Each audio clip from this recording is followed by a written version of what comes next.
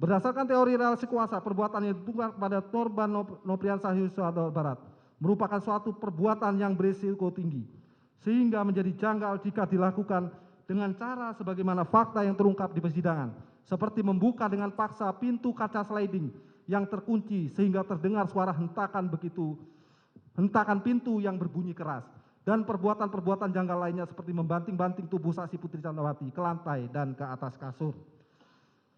Adanya peristiwa yang janggal di mana korban kekerasan seksual atau pemerkosaan justru memanggil pelaku pemerkosaan untuk bertemu dengannya di kamar, tempat di awal perbuatan kekerasan seksual tersebut dilakukan, bahkan dalam durasi selama 10 menit, yang substansi pembicaraannya hanya sebatas untuk menyampaikan pesan dengan perkataan, "Saya mengampuni perbuatanmu yang keji terhadap saya, tapi saya minta kamu untuk resign."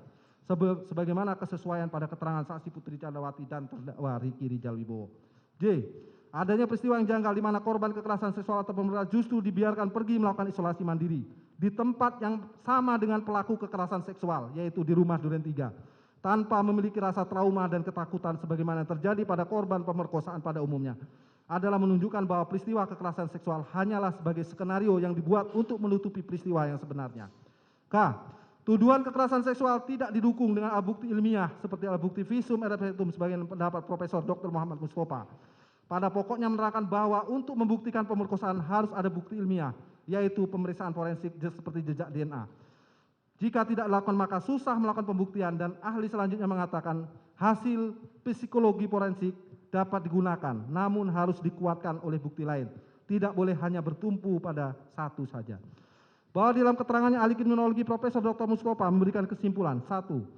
Di dalam perkara quo kekerasan seksual atau pemerkosaan bukan sebagai motif atau latar belakang yang mendahului. 2. Adanya kemarahan pelaku terhadap peristiwa yang terjadi di Magelang adalah tidak jelas dikarenakan oleh suatu peristiwa apa.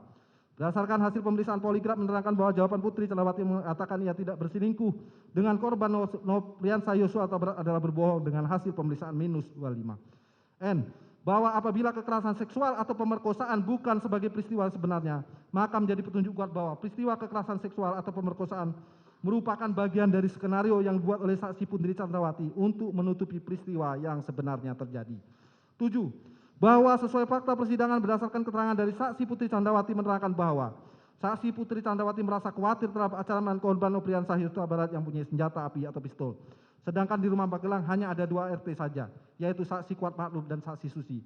Sehingga menyebabkan saksi Putri Candrawati kemudian memutuskan untuk menghubungi terdakwa Riki Rijal Wibowo, namun ternyata tidak diangkat oleh terdakwa, sehingga kemudian saksi Putri Candrawati menghubungi Richard Eliezer Pudiang Lumiu yang sedang pergi ke sekolah Taruna Nusantara Magelang bersama dengan terdakwa Riki Rijal Wibowo dan meminta mereka agar segera kembali ke rumah.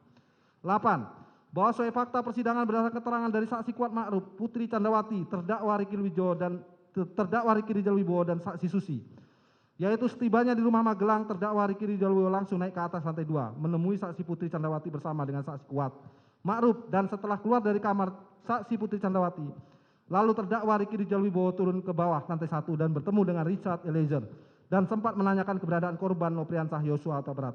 Lantas dalam kamar ajudan tersebut saksi Richard Eliezer Pudiang Lumiu melihat dan menyaksikan sendiri terdakwa Riki Rijal Wibowo masuk ke kamar ajudan lantai 1 untuk mencari senjata korban Nopriansah Yosua Huta Barat.